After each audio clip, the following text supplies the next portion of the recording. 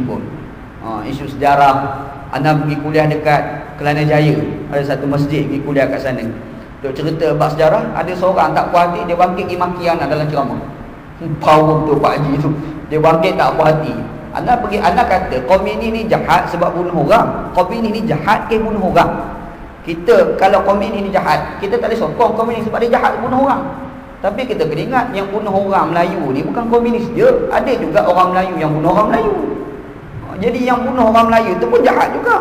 Siapa yang bunuh orang Islam di Mamali? Siapa yang bunuh Ibrahim Libya? Ustaz Ibrahim Libya tu bukan sekadar kena bunuh, kena fitnah pula. Kena fitnah. Orang tuduh dia macam-macam, ajaran sesat. Ajaran sesat apa? Bekas orang kerja dekat JAKIM. Kerja bekas kerja dekat JAKIM, dia berhenti. Dia tak jadi kerja kat JAKIM tu bukan kerana dia dipecat, dia berhenti. Bukan jadi pecat, dia berhenti kerja JAKIM, nak fokus dakwah dekat kampung-kampung Mamali. Ni Ustaz Ibrahim Libya. Dia difitnah sebagai orang yang melakukan ajaran sesat. Lepas tu dibunuh 14 orang. Kita ni di Malaysia ni pernah melakukan satu MOU dengan komunis dulu. Buat rundingan dengan komunis, tapi kita serang orang Islam di Mali, tak ada rundingan. Hari ni sekepung, esok serang dah. Bunuh, mati 14 orang. Ustaz Ibrahim Libya mati. Lepas tu ada 2 orang polis lah, katanya 2 orang polis mati kena tembak.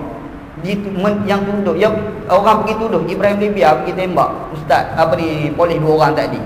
Cuma polis tu jumpa mayat dia ada peluru M16. Dan senapang yang ada pada Ustaz Ibrahim Libya ni adalah senapang patah. Situ pun pelik dah. Takkan senapang patah tembak keluar peluru M16?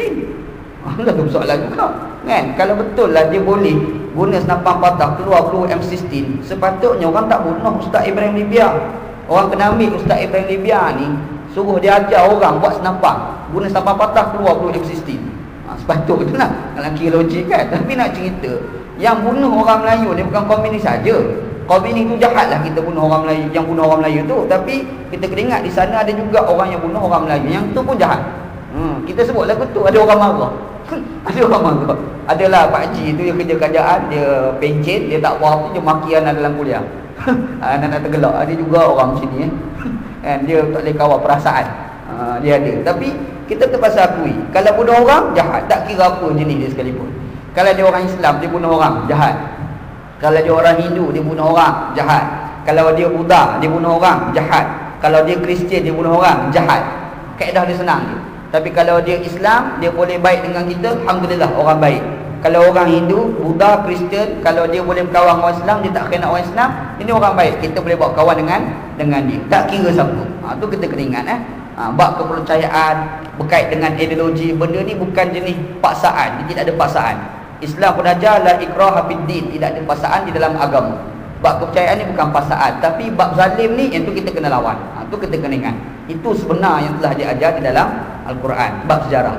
Di sejarah ni Syekh nak